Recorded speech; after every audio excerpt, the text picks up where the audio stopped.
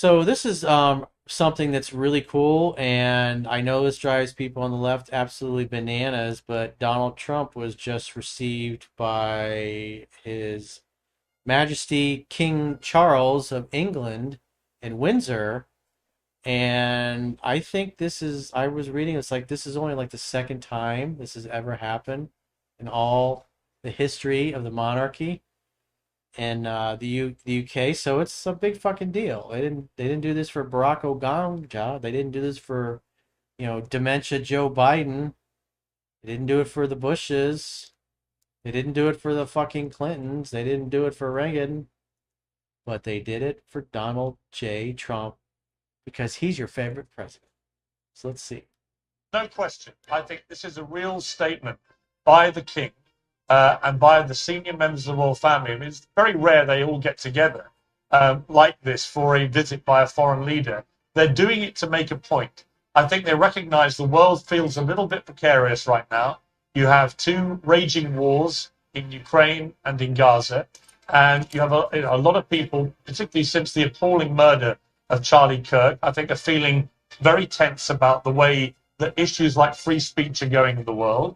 And I think that the royal family want to make a statement. They are aligning themselves very publicly today with the president of the United States, who they know actually believes in his heart fundamentally the principles of free speech, as indeed do they. So I think that this is it's a statement by the royal family. We're going to roll out the ultimate red carpet. And again, just to stress, I've not seen this done for any other world leader.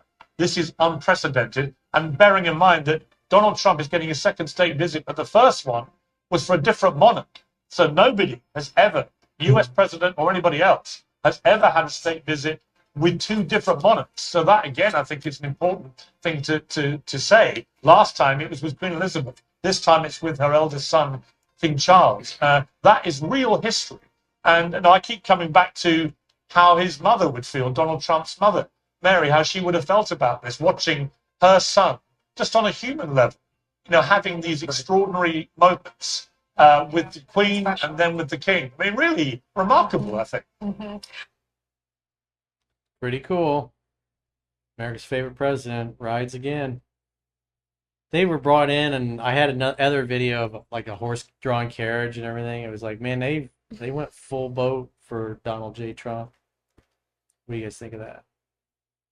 That's pretty cool. I saw another one where it was I guess Melania was kind of acting like Princess Diana. Like they were saying that she was like mirroring Princess Diana with her wardrobe and her big hat and just kind of like standing there like very regal like.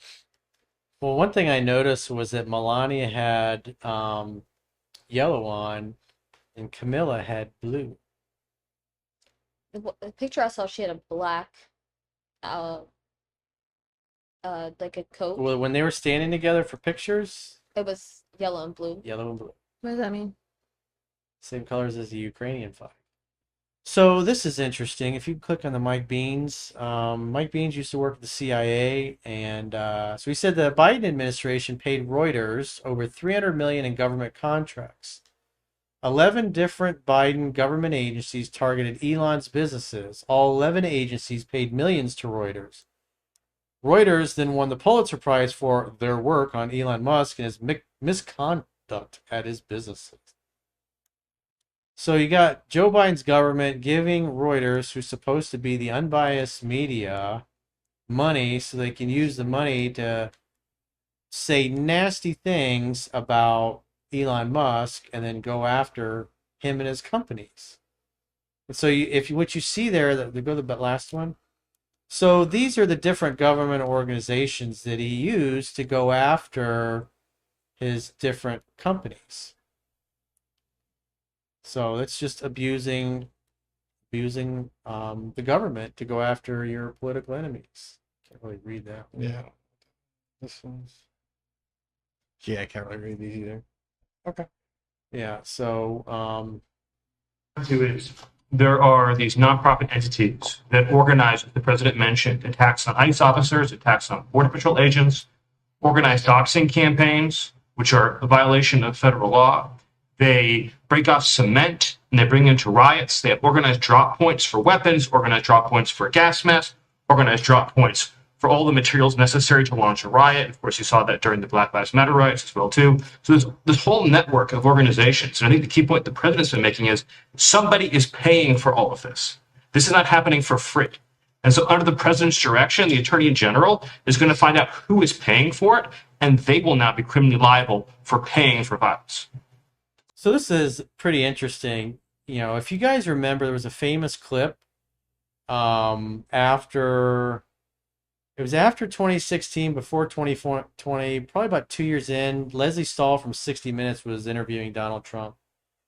And he was saying that Barack Obama spied on my campaign. He tapped the wires at Trump Tower. And she says, "Oh, that's not true, Mr. President. We're 60 Minutes. And if it were true, we would know all about that." And Admiral Mike Rogers, when Trump was, right after he won the election, and he was still in Trump Tower, and Kanye West and everybody was showing up to visit him there, Admiral Mike Rogers showed up and said, somebody is unmasking all of the communications here on Trump Tower and reading everything, your emails, everything that's going back and forth.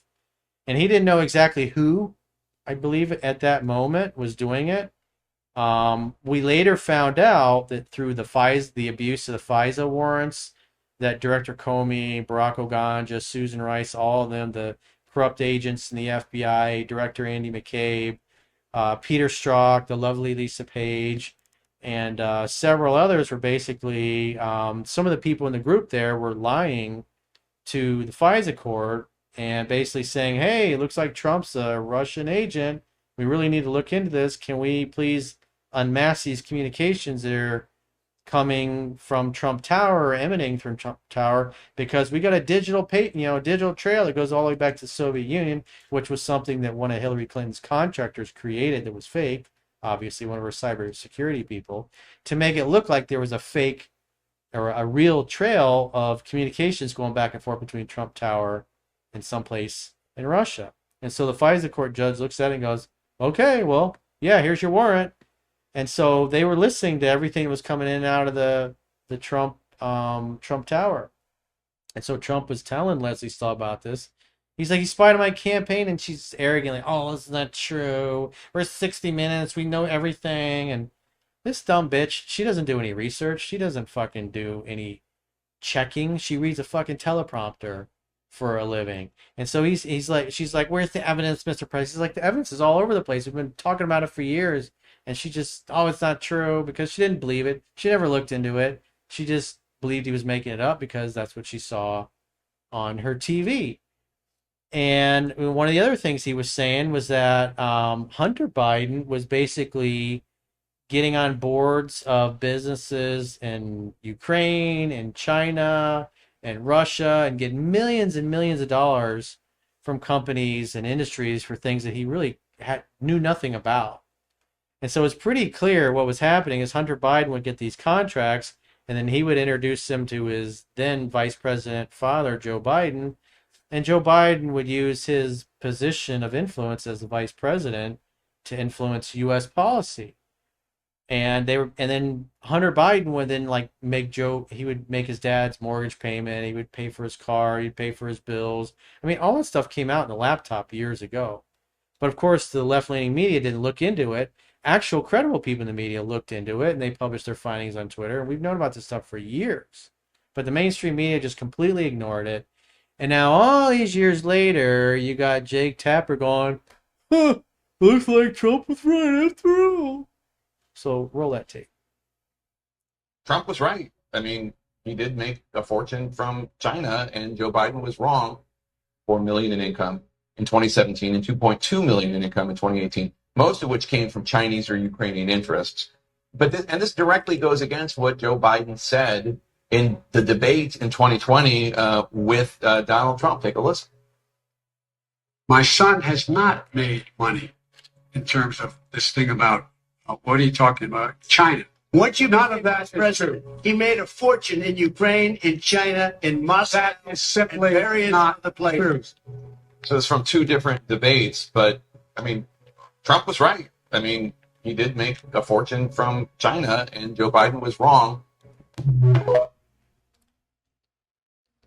Yeah, thanks, Jake Tapper. Thanks for not doing your fucking job for like 10 years and then finally go, ooh, I was right. Huh. Shucks. Oh, I guess I goofed on that one. Fucking retard. These people all deserve to lose their jobs.